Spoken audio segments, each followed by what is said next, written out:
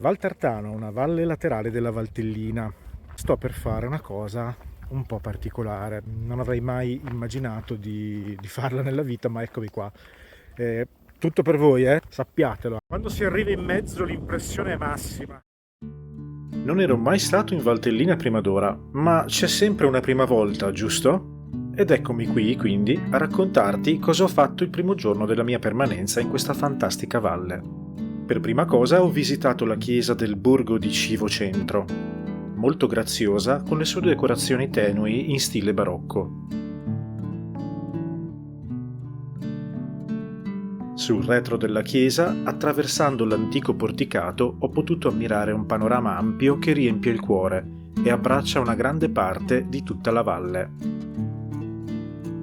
A Caspano poi ho potuto ammirare un altro portico decisamente bello, sempre a fianco di una chiesa decorata con affreschi e stucchi barocchi molto pregiati che non avrei mai immaginato di trovare in un borgo così piccolo.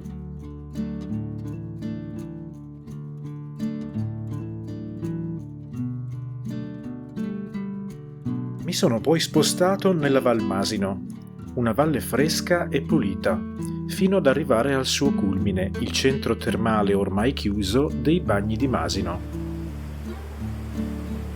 Il gorgogliare del fiume e il vento fresco mi hanno regalato pace e serenità.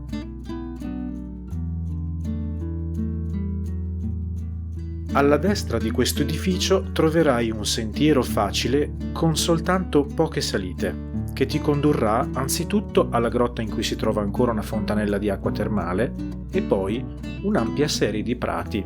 Qui un tempo c'era uno stabilimento termale, fino a pochissimo tempo fa. Hanno lasciato però una fonte di acqua termale, che era quella che veniva utilizzata per le cure. E io ce l'ho qua, vicino a me, alle mie spalle.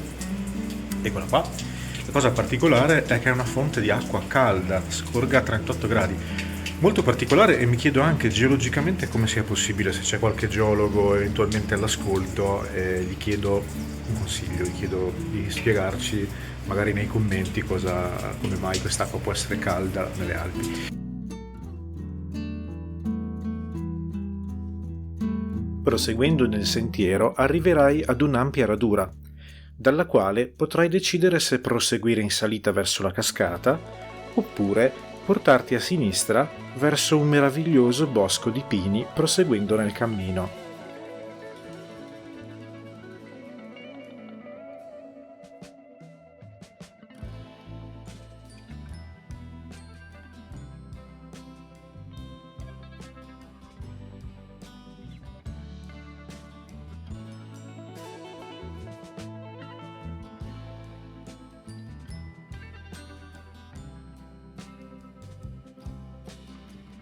L'impianto termale di cui vi parlavo prima, che è circa qui, mi sono spostato per fare un sentiero, è stato chiuso perché è stato dichiarato questo territorio a rischio frana, quindi pensate che disdetta per i gestori di questo posto, che l'avevano completamente ristrutturato e rimesso nuovo nel 2009, e dopo soli 7 anni hanno dovuto chiudere tutto.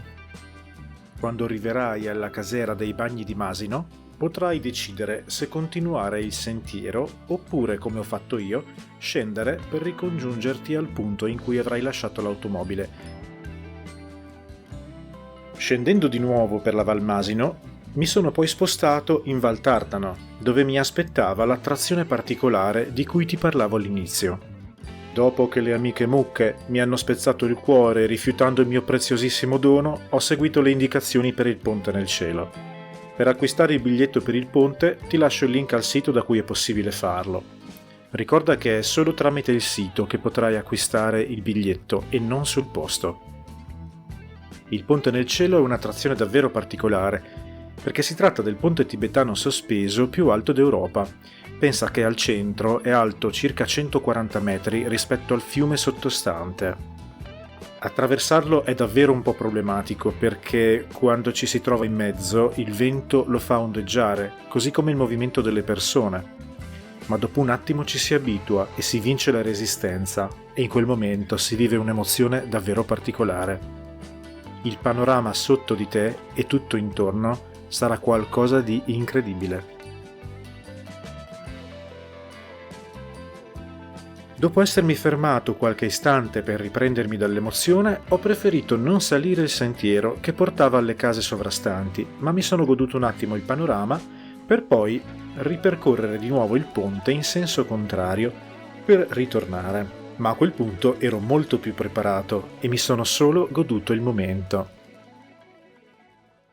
Per finire ho concluso la giornata a Sant'Antonio di Tartano con una bellissima passeggiata lungo il fiume durante la quale ho avvistato una bella famigliola di marmotte. E così si conclude la mia prima giornata in Valtellina. Guarda il prossimo video per continuare a viaggiare con me tra le meraviglie di questa valle dalle infinite possibilità. Ciao!